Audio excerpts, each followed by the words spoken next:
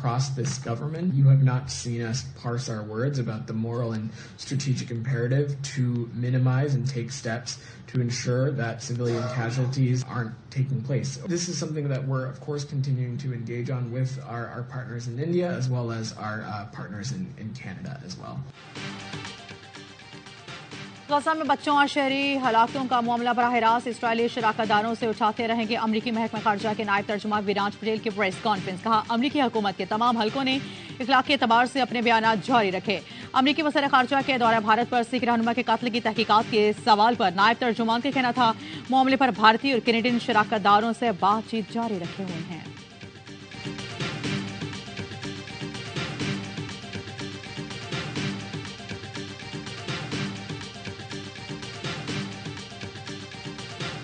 Israeli फौज के मगरबी किनारे पर हमले तेज। जनीन पनाह हुसैन कैंप पर धावा। कैंप के दाखिली और खारिजी रास्तों पर स्नाइपर तैनात कर दिए। लोगों के घरों में घुसकर तोड़फोड़ की। रिहायशी इमारतों और गलियों में फायरिंग से 11 फलस्तीनी शहीद हो गए। शाती कैंप पर बमबारी में फास्फोरस बम इस्तेमाल किए गए। सेहूनी फौज की इंडोनेशिया हॉस्पिटल के अतराफ में शदीद बमबारी, बड़े पैमाने पर नुकसान का खदशा। बच्चों का हॉस्पिटल निसर इसराइली हमलों के बाद बंद। नन्ही जिंदगियां दाव पर लग गईं। दवाएं खत्म। बमबारी में शहादतों की तादाद 10,800 से ज्यादा हो गई। हमास की जानिब से भरपूर जवाबी कार्रवाइयां कई इसराइली फौजी हलाक कर डाले। हमास का कहना है इसराइली फौज को गजा की तरह जनीन में भी शिकस्त देंगे। गली कूचों में दू बदू लड़ाई जारी। मुजाहिदीन का रॉकेट हमला। गाड़ी में छुपे सेहूनी फौजी हलाक कर दिए गए।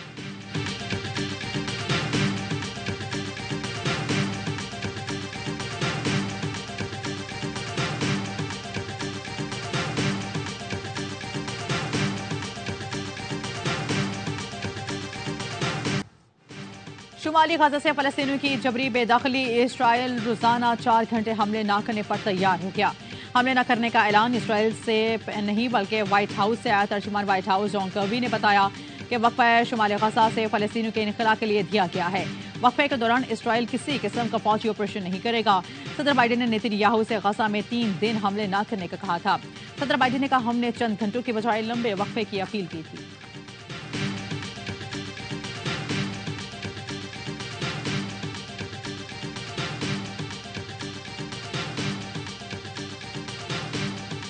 असम ने अंगड़ाई रैली। इस्लामाबाद, रावलपिंडी समेत पंजाब और खैबर पख्तूनख्वा के कई शहरों में बारिश के बाद मौसम सर्द हो गया। चिन्योट, शुकुपुरा, ओकाड़ा, हाफजाबाद, गुजरात, झेलम, मीरपुर, आजाद कश्मीर, बौनेर, पटकिरान और पेशावर में मूसलाधार बारिश। वादी सवात में भी बारिश और पहाड़ों पर बर्फबारी। वादी नारंग कागान के पहाड़ों ने बर्फ की सफेद चादर ओढ़ ली। पटाकुंडी, जलकुट और लुलुसर झील पर 4 से 6 इंच तक बर्फबारी रिकॉर्ड। चेयरमैन पीटीआई की फ्रंट पर्सन फरह शहजादी की मुबैना करप्शन। पीटीआई दौरे हुकूमत में फरह शहजादी के असासों में 4.5 अरब रुपए का हैरत अंगेज इजाफा। एससीपी रिकॉर्ड के मुताबिक फरह शहजादी 8 कंपनीज में हिस्सेदार हैं। उन्होंने 2018 में मिनिस्ट्री स्कीम से भी फायदा उठाया। 489 मिलियन रुपए से जायद काला धन ट्रांसफर, पोस्टिंग और सरकारी ठेकों के मतन रेगुलराइज करवाया। फरह शहजादी, एहसन जमील गुज्जर और उनके पार्टनर्स के मुल्क भर में 102 बिलियन अकाउंट सामने आए।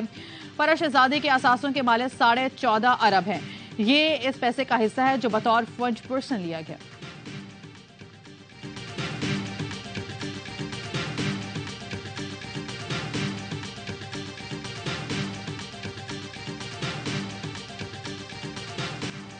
ये हो नहीं सकता कि चेयरमैन पीटीआई की इजाजत के बगैर घर की तिजोरियां भर रही हूं। पंजाब की लूटमार का पैसा आपके घर में पड़ा है। इसका मतलब है करप्शन में आप शामिल हैं। अलीम खान का तकरीब से खिताब। कहा, फैज हमीद ने मुझे गिरफ्तार कराया। जहांगीर तरीन पर पर्चे भी फैज हमीद ने कराए। आईपीपी के सरबराह जहांगीर तरीन ने कहा, लड़ाई करके बुरा भला कहकर कुछ नहीं मिलेगा। आप पुरानी बातें भूलें, आगे की तरफ देखें। गुलाम सरवर खान ने इस्तेकाम पाकिस्तान पार्टी में बाकायदा शमूलियत इख्तियार कर ली।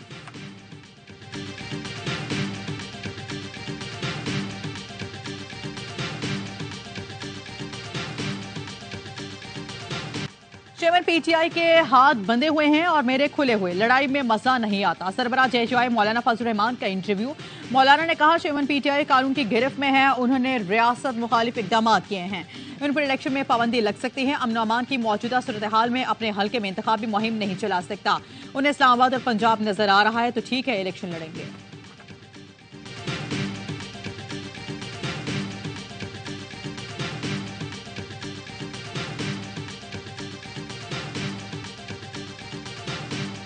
पाकिस्तान अफगानिस्तान में मुकीम अपने शहरी वापस मांग ले। निगरान वज़ीर इत्तलाह बलूचिस्तान कहते हैं हम गैर कानूनी मुकीम अफगान वापस भेज रहे हैं। अफगान हुकूमत वहां मुकीम पाकिस्तानी हमारे हवाले करें। जॉन नसकज़ई ने कहा गैर मुल्की बाशिंदे दहशतगर्दी समेत संगीन जराइम में मुलविस हैं। दहशतगर्द अमरीकी असलहा इस्तेमाल कर रहे हैं जो हमारे लिए सिक्योरिटी थ्रेट है। गैर कानूनी मुकीम अफराद के बाद रजिस्टर्ड महाजरीन को भी वापस भेजेंगे। गैर कानूनी मुकीम गैर मुल्कियों की वापसी जारी। गुज़श्ता रोज 4119 गैर कानूनी अफगान बाशिंदे अपने मुल्क वापस चले गए। अब तक 2,07,758 गैर कानूनी अफगान बाशिंदों के वतन वापसी हो चुकी।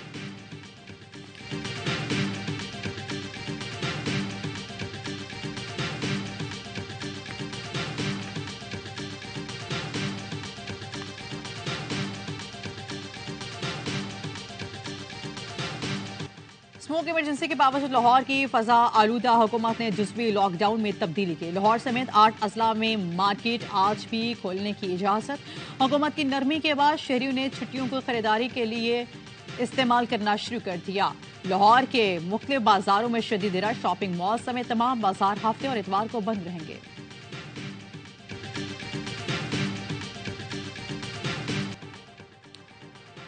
पाकिस्तान का सेमीफाइनल का सफर मिशन इम्पॉसिबल बन गया। श्रीलंका की हार। पाकिस्तान वर्ल्ड कप से तकरीबन बाहर। न्यूजीलैंड ने अपने आखिरी ग्रुप मैच में आई रेंजर्स को 5 विकेटों से हरा दिया। 172 रन का हदफ 160 गेंदों पहले हासिल करके चौथी पोजीशन पर कब्जा जमा लिया। एक और में श्रीलंका ने पहले बैटिंग करते हुए पाकिस्तानियों की उम्मीदों पर पानी फेरा। कोई बल्लेबाज विकेट पर ना टिका। एक के बाद एक विकेट गंवाई। न्यूजीलैंड को चौथी पोजीशन से हिलाना बहुत मुश्किल टास्क है। पाकिस्तान को सेमीफाइनल में जाने के लिए इंग्लैंड को 287 रन से हराना होगा। श्रीलंका ने बुरी तरह शिकस्त खाकर पाकिस्तान को तो मुश्किल में डाला, अपनी चैंपियंस ट्रॉफी में शिरकत भी खतरे में डाल दी।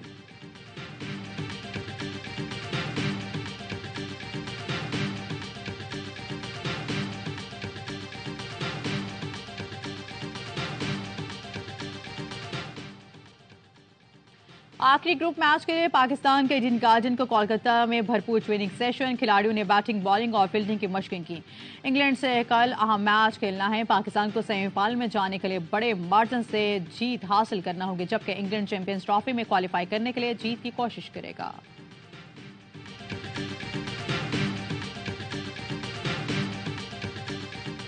वर्ल्ड कप ओवर अफगानिस्तान के मैच के बाद ही हो गया था पाकिस्तान का।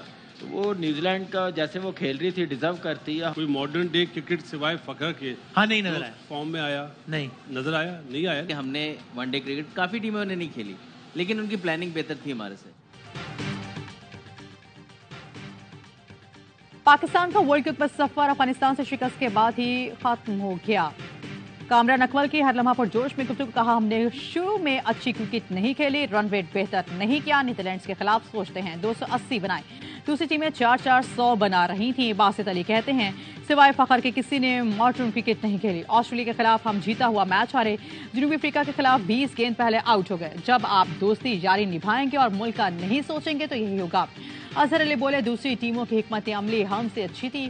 स्पिन बॉलिंग हमारी मुसलसल खराब थी। 300-350 रन हमारे खिलाफ बन रहे थे।